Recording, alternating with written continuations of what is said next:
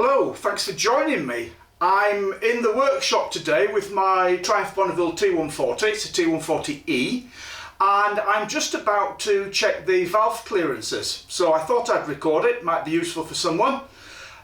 Let's get on with it. Valve clearances on a Triumph Bonneville T140E, it's a 1978 bike. I'll take the inspection covers off here.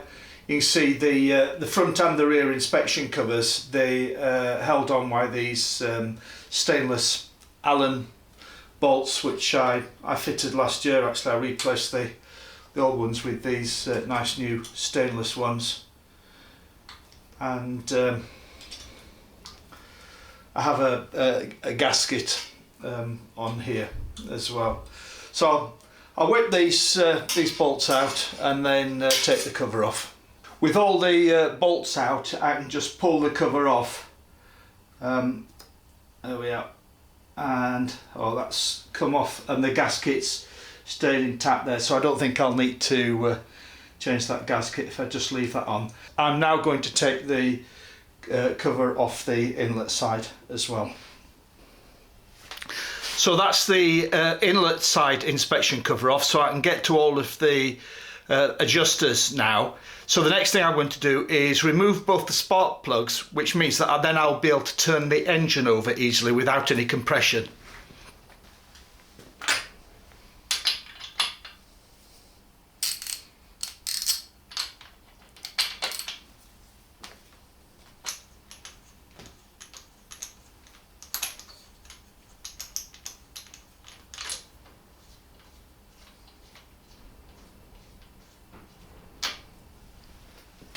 With both the spark plugs out, I'm going to put the bike into gear and turn the back wheel.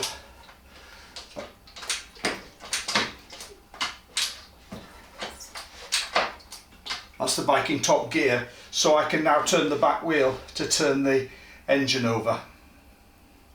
So I'm going to start with the inlet valves here, and with the bike in gear, I'm turning the back wheel so that the right hand cylinder valve is open. That's going down now. So get that all the way open, which means the left hand cylinder, which is the side that you're viewing from there, is open, and I know that there should be clearance on that valve now. The clearance that we're looking for here is 8 thou, which is very small, but if I actually grab the rocker and move it, if there's a bit of a clearance there, you can usually hear a sound. If I just move it up and down, hopefully you can hear that tapping sound, which shows us that we have got a gap there, we have got a clearance. And I can feel that there's hardly any movement there at all. So I'm going to get my 8 thou feeler gauge in there and check what that clearance is. I'm working from the other side of the bike, really just so that you can see what's going on, but I'm just putting my feeler gauge in there, and what I'm looking for is that I can slide it in there but that it's a tight fit. And I don't know if there's enough light there for you to see, but that's absolutely perfect, is that one. The 8 thou just slides in there with friction. So I'm happy with that. So what I'm going to do now is turn the engine over again, the back wheel, so that this left hand valve opens and the right hand one is closed. Then I can check that right hand valve clearance.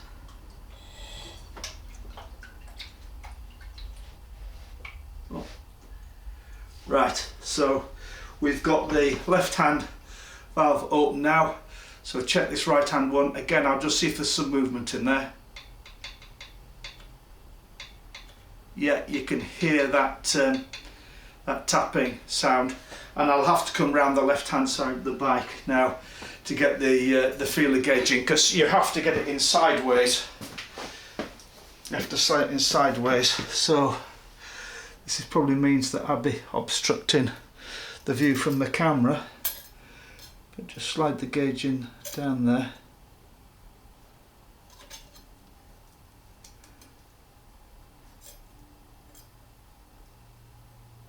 And again, that's absolutely spot on.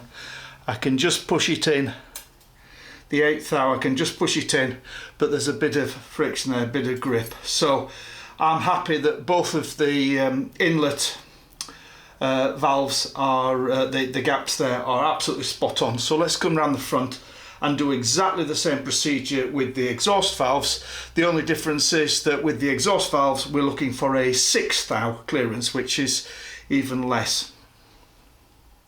We're now around the front of the bike looking at the exhaust valves. So again, I'll turn the back wheel and you can see there that the right hand cylinder exhaust valve is opening.